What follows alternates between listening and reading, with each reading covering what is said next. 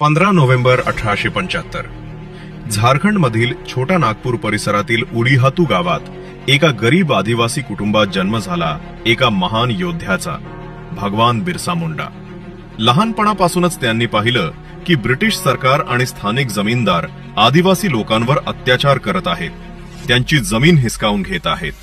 तेव्हा बिरसांनी ठरवलं, हा अन्याय संपवायचाच.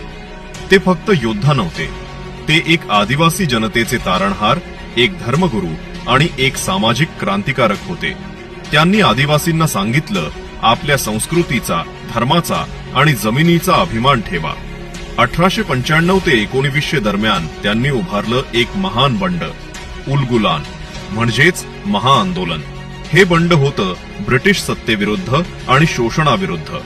या आंदोलनाने ब्रिटिश सत्तेला हादरवून टाकलं आणि याचा परिणाम म्हणजे छोटा नागपूर टेनेन्सी ऍक्ट 1908, ज्याने आदिवासींच्या जमिनीचं संरक्षण केलं, पण ब्रिटिशांनी त्यांना देशद्रोही ठरवलं.